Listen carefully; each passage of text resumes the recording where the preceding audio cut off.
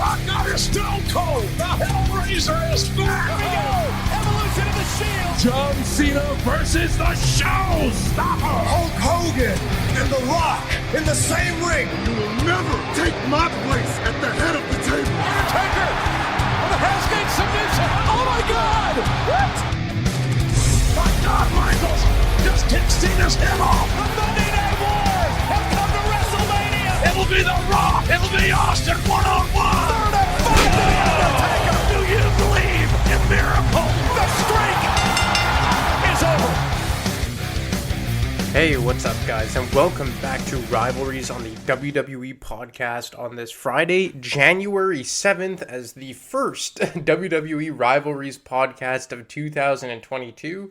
And I've officially been here for 3 years. Actually, no. I've been recording this since August of 2020, so I've just been apart in 3 separate years, but I've only been doing this for about 16 months, and actually coming up in April or May, one of those two, I believe more May actually, it will be 3 years since I joined Matt here on the WWE podcast, back when I was just a guest host on the Sunday Week in the Review. And actually, funny enough, when I started off with Matt, SmackDown was still on Tuesdays. It was still SmackDown Live, so we used to record the WWE Week in Review on Wednesdays, and then that obviously moved to Sundays, and then I eventually got my own show here, and just crazy how time flies. And you know, day one this past week, and now I'm remembering, I haven't spoken to you guys since before Christmas. I took 2 weeks off at Christmas.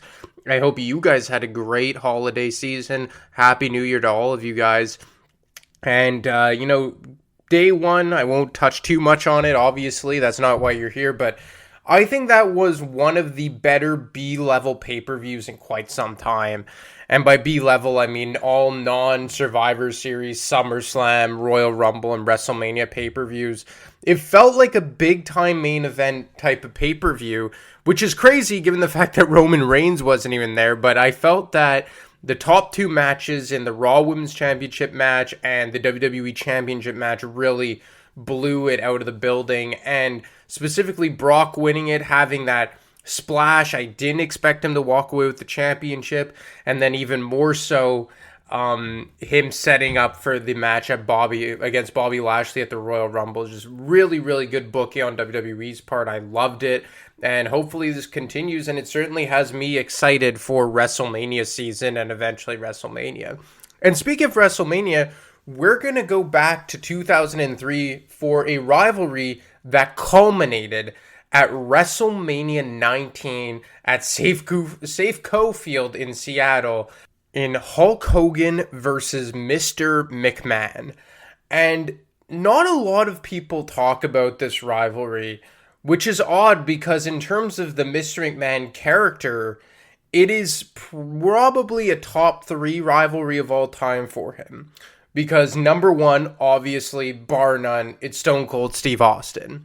Then number 2, I guess you would probably have to say Shawn Michaels, because of the classic they had at WrestleMania 22, and then that kind of spun off into Degeneration X against the McMahons.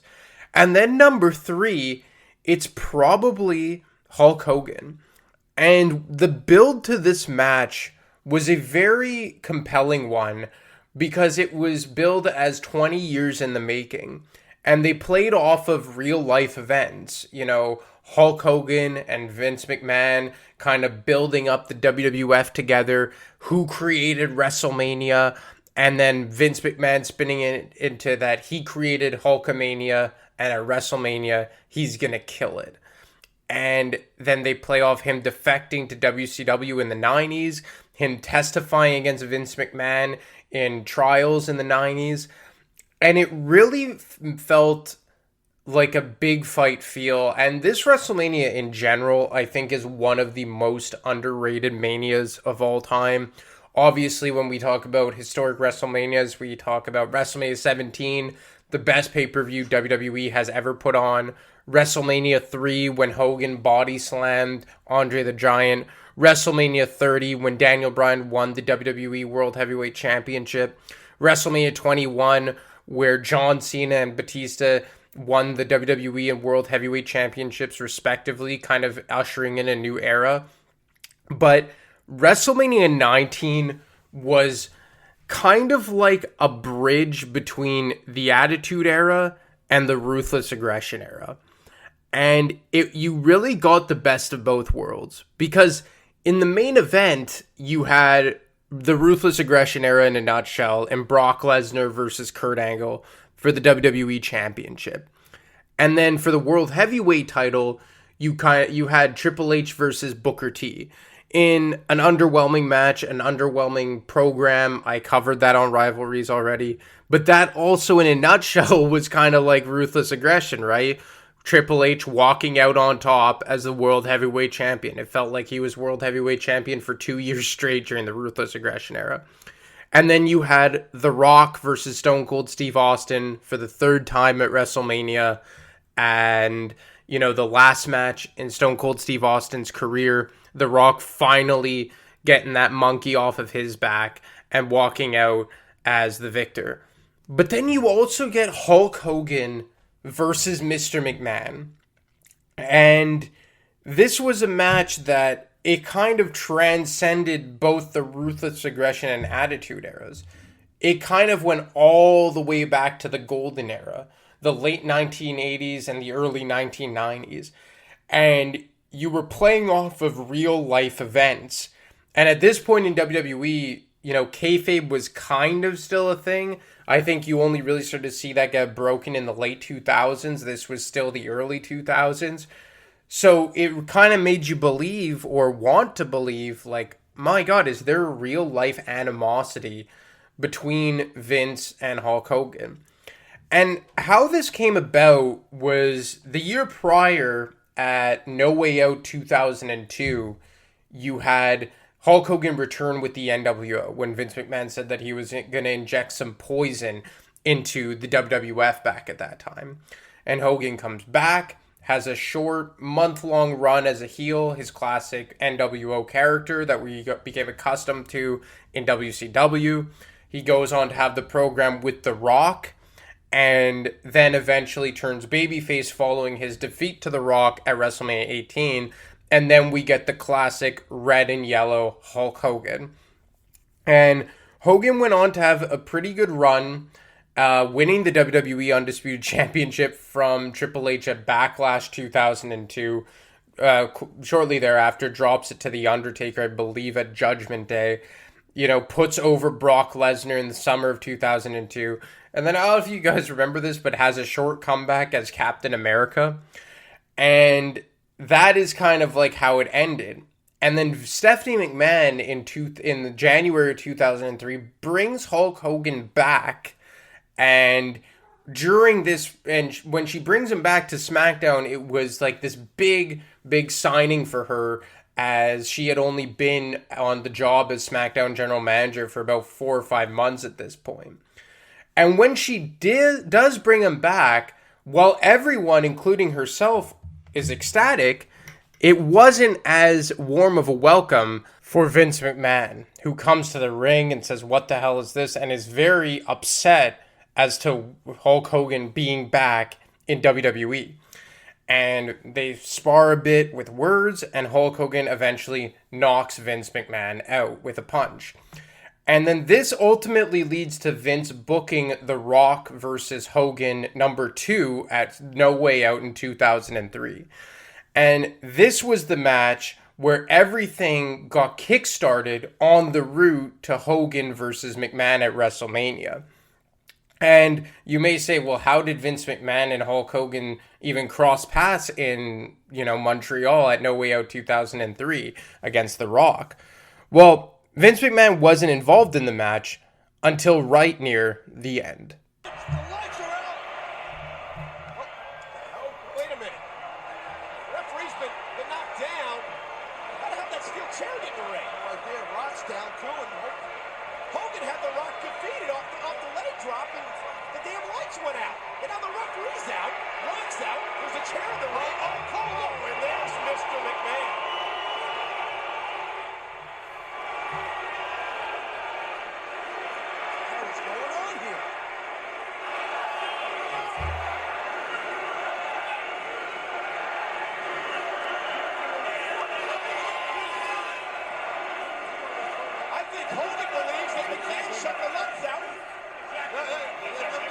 You're exactly right. Exactly right. You just heard us. You said you're exactly. Hey, the referee just slid rocked the steel chair. What is going on here? The rock with a steel chair. Hogan's been distracted. Steel chair. Steel chair to the head of Hogan. What the hell is going on? This is a swerve in the head. Somebody tell me what the hell is going on. Hogan's been busted open. Mr. McMahon behind the lights. I guess he was behind. And the referee slid the damn chair to the rock. I said, what the? Holy. I have no idea what the hell. He's out cold. Mr. McMahon smiled. Look out. Here it is. Rock bottom. Rock bottom to Hogan. The referee. What a miraculous recovery. This is a damn screw job. This is a damn screw job.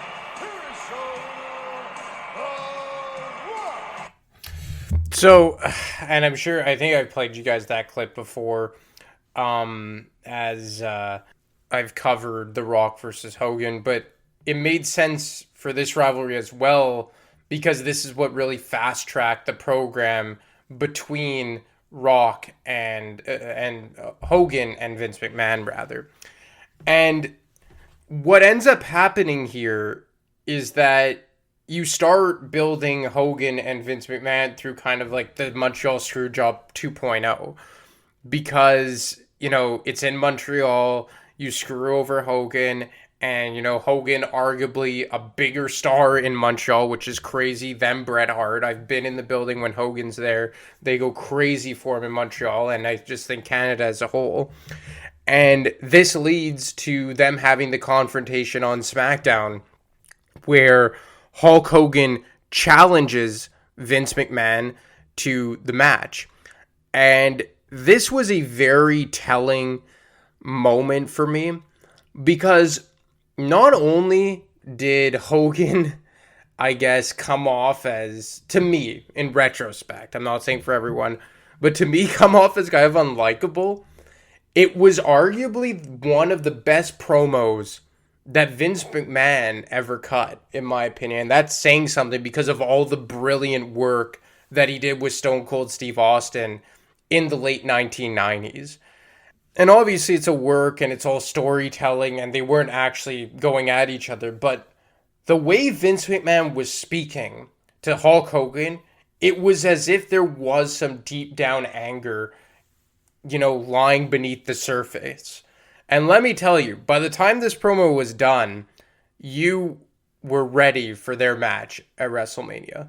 Mr. McMahon did indeed call Hulk Hogan a coward last week. Shut the damn music off.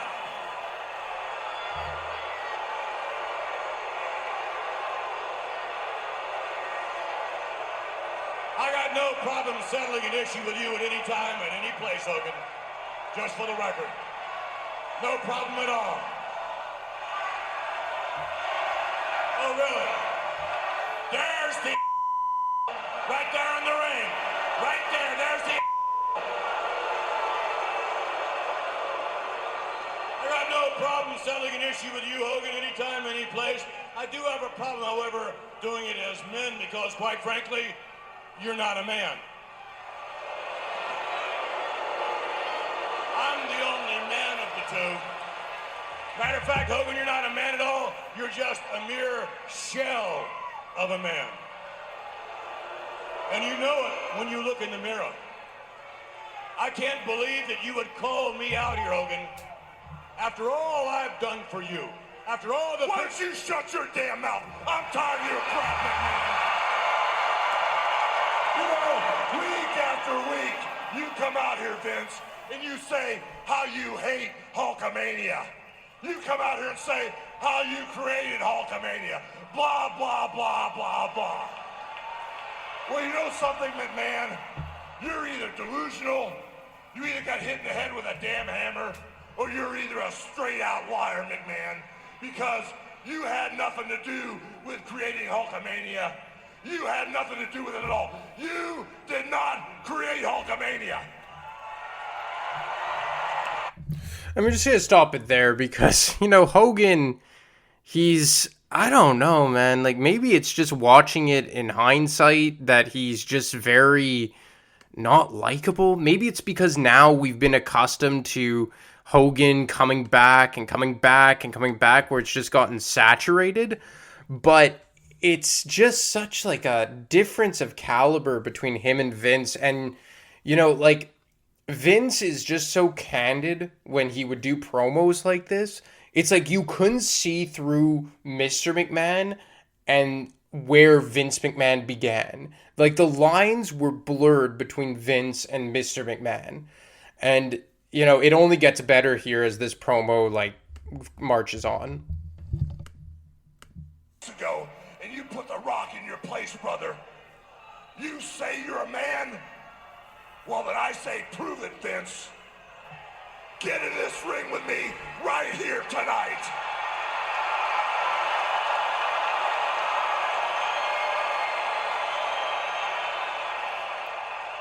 You want to have a match with me tonight? Let me respond to that by saying there's no chance in hell. Let me say this. You claim that I hate Hulkamania. You're wrong. I don't hate Hulkamania. I don't even hate the Hulkamaniacs. No, I don't. But just for the record, Hogan, I hate you.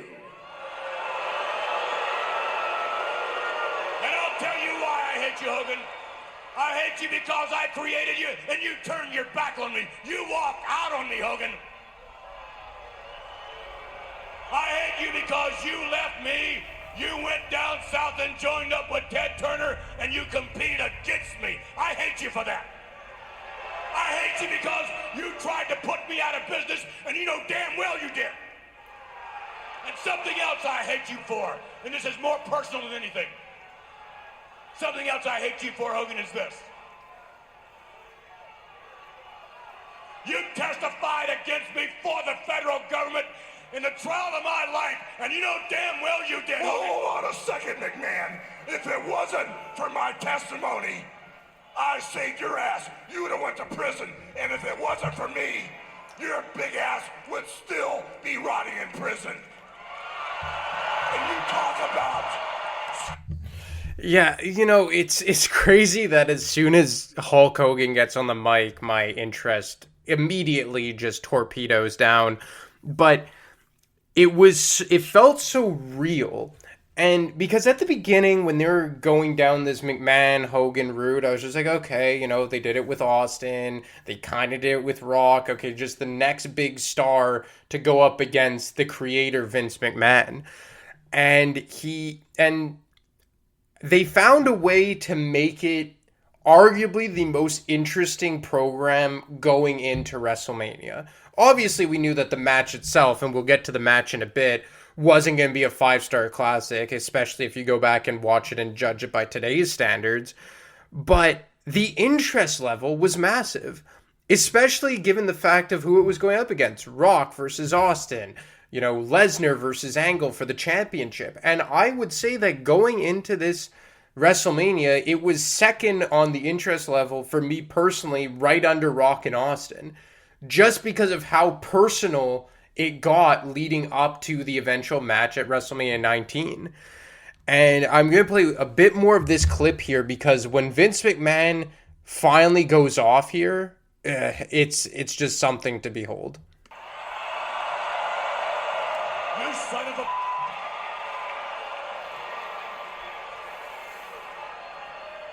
My family gave you your first break. My family gave you your name, Hogan. I plucked you from obscurity from some little town in Minnesota. I made you a household name. I made you a part of the fabric of Americana. And this is the thanks I get. You think I owe you something? I don't owe you a damn thing, but pal, you owe me.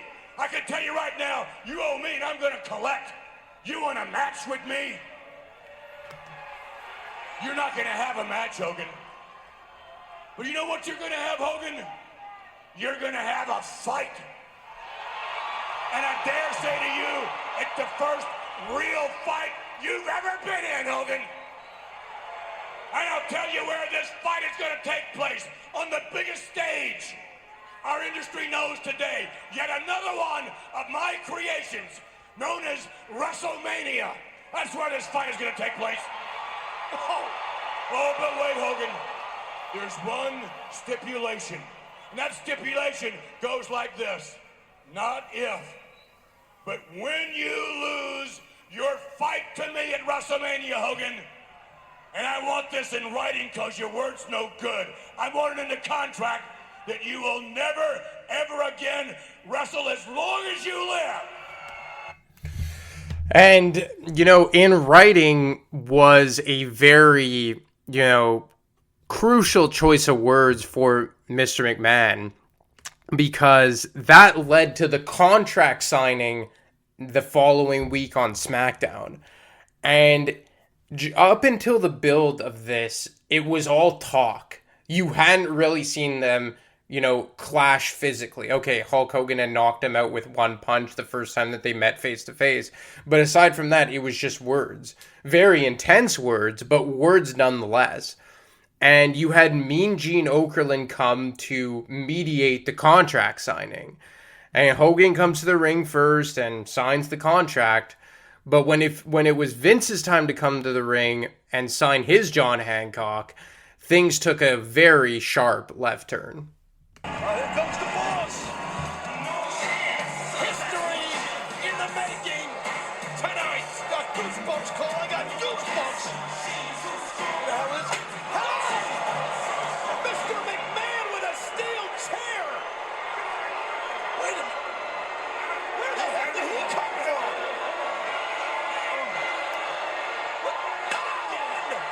We just seen it's in the back of an elbow shot. What a shot. An all-out assault. Mr. McMahon. He duped everybody, Cole. Especially Hogan. 20 years I made you. 20 years.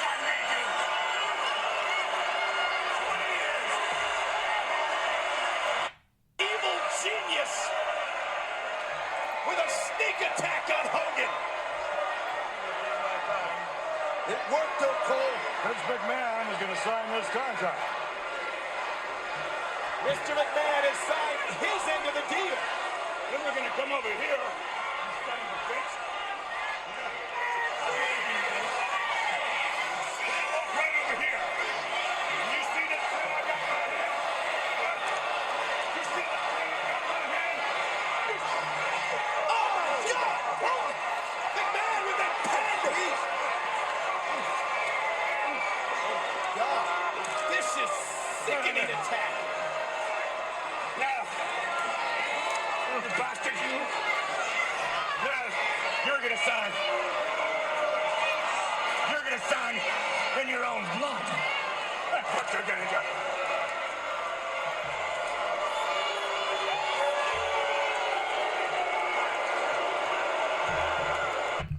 So Vince just absolutely annihilates Hulk Hogan with a steel chair. And then after he signs it himself, he stabs Hogan in the face with it and then makes Hogan sign it with his own blood. And it just really set the tone for this match. And it was maybe the most, I guess, aggressive and vicious they ever made Vince McMahon look. Because for him to do this against Hulk Hogan, arguably the biggest star in the company, and certainly probably regarded as such during that time, was just a massive statement, not to use the WWE cliche, but a massive statement for Vince McMahon going into WrestleMania. And this was actually 2 weeks after their previous promo. So they really did this program well because they let it marinate. Like, you would see them on TV against one another, and then they would take a week off. And then they followed that trend for almost 2 weeks for 2 months rather, leading into WrestleMania. And WrestleMania rolls around, and we get the match that I guess most of us were expecting. I know I was, even though I was young at the time. But you weren't going to get, chain wrestling. You weren't going to get a 5-star classic. You weren't going to get, a high-flying match. And, Vince McMahon is certainly extremely limited in the ring. You get just a brutal fight, which Vince McMahon alluded to in the promo before the contract signing. And you can make the case that this was probably Vince McMahon's most popular match, historic match, and obviously the bar is set incredibly low, but, other WrestleMania matches that he had to this point, stopped at end against Shane McMahon at WrestleMania 17, and that certainly could be regarded as his best match of all time. His match against HBK at WrestleMania 22, that one as well, although it was kind of just a squash match in favor of HBK, and, Shane got involved, the Spirit Squad got involved. This was the only Vince match at a WrestleMania that there was no outside interference, aside from Roddy Piper. You can't forget Roddy Piper showing up, but it was just like he showed up, cracked Hogan over the head with the lead pipe, and then went on his way. As opposed to the other matches where it was kind of like, Mick Foley was the guest ref, and Trish Stratus ran to the ring, and Stephanie was involved, and Linda McMahon got brought out in her wheelchair, and then against HBK, you had Shane also involved in the Spirit Squad. Piper did make an appearance, but aside from the one shot with the lead pipe, it was strictly a one-on-one match. But lo and behold, Hollywood Hulk Hogan, not even Hollywood Hulk Hogan, regular Hulk Hogan eventually gets the win and defeats Mr. McMahon at WrestleMania. And another iconic moment from this match is when Vince McMahon, in a Satan-esque way, does the peeking over the ring apron when he pulls that lead pipe out from behind the ring. And also a leg drop from the ladder that hit Hogan through the announce table. There was also the spot where Hogan cracked, I believe his name was Hugo Savanovich, something like that. I don't think he's with the company anymore or has been in a while. With the steel chair, busted him open. It had a lot of cool spots. Like, it was a gimmick match, of course, not a 5-star match by any stretch, but a very cool match and one that I think that drove the point home across. So the very next night on SmackDown, or not the next night, that week on SmackDown, you think that they're finally going to bury the hatchet on this program.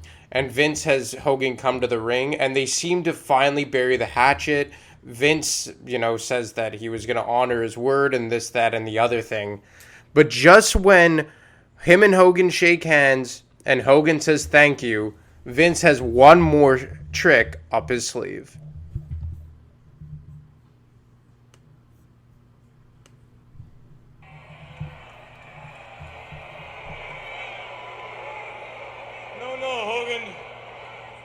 Thank you. From the bottom of my heart, thank you and thank all these Hulkamaniacs for all the memories. That's cool, man. That's real cool. Because quite frankly, that's all you people have is memories. Because you're looking at that man in a wrestling ring for the very last time. What? What is he talking about? No idea. Haven't I told you at WrestleMania? What I say? I said I was going to kill Hulkamania. Guess what? I have, and you don't even know it. Yeah, you beat me 1, 2, 3. But Mr. McMahon never loses, pal. Oh, yeah. You're on the shelf, Hogan, and let me tell you how it's going to go down. You see, Vince McMahon is going to honor your contract. I'm going to pay you every dollar you've got in your contract. Yes, I am. I'm going to pay you, Hogan, to stay at home.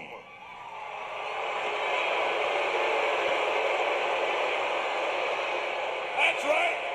I'm going to deny all these Hulkamaniacs the privilege of ever seeing you ever again. As a billionaire, I don't give a damn what it cost me, Hogan, because you gotta recognize one thing. With you sitting at home during the entire duration of your contract, Hogan, you're gonna rot Oh yeah. Hulkamania is gonna rock day by day by day. And your Hulkamaniacs are gonna forget all about you because they're not gonna see you, Hogan.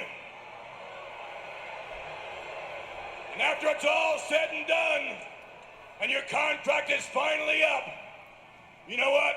Not only will Hulkamania be dead, Hulkamania would have died a slow, agonizing death of leprosy.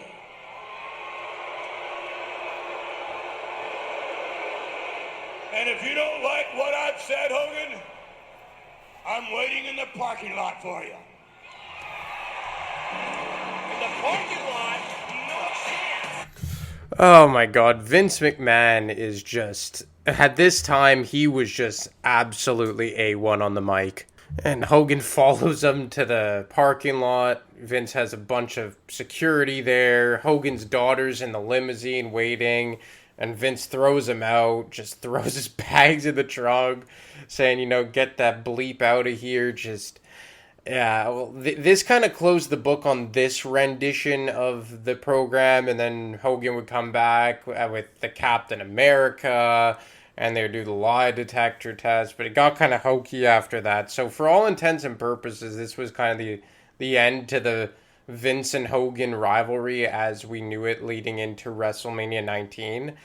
And, you know, the Captain America stuff, I just found that kind of stupid, personally. If you liked it, great, but I just, not really my thing to cover it. But, you know, it was a program that I felt showed a new side of Vince in a way, although we kind of saw it with Austin, but with Austin it was kind of more, I guess, one-dimensional, as opposed to with Hogan, it went on to a whole new personal scale, and it kind of broke that, you know, that barrier into real life. And I gotta say that for as bad as Vince is now on television, and for as bad as he may be behind the scenes in terms of the current product and what seems to be just like routinely monthly releases at this point, 20 years ago, he was awesome. Behind the scenes, the product was indicative of that, and he was a fantastic on-screen character. And it's a shame that now we have to remember him as this like borderline senile old man who insists on putting himself on television when, you know, it would have been nice to remember him in his prime. In the early 2000s, the later years of Ruthless Aggression, or the later years of Attitude Era, both those eras, I just think that Vince would do himself a world of favors if he just, you know, stayed home and, you know, let us remember the good times. But that doesn't seem to be happening anytime soon. So to remember the good times of Vince, just come here for Rivalries and listen to this episode, listen to Shane versus Vince, listen to Austin versus Vince, because once upon a time, I swear, Vince McMahon was a fantastic on-screen character. Arguably the best heel of all time, Mr. McMahon. Honestly, you could make that case, that he is the best heel of all time. And his rivalry with Hulk Hogan in 2003 was no different. But anyway, guys, it was nice to be back with you guys this week, but that's all I got for you. As always, you can catch me on Twitter at ADeMarco25. You can catch Matt on Twitter at wrestling_audio, or you can email him at realwwepodcast@gmail.com. Anyway, guys, take care, and I'll talk to you next week. Thanks for listening to the WWE Podcast. Don't forget to subscribe on your favorite podcast app so you don't miss a show, or head to WWEpodcast.com. And for all of these shows ad-free, head over to patreon.com/WWE Podcast. Until then, we'll see you next time.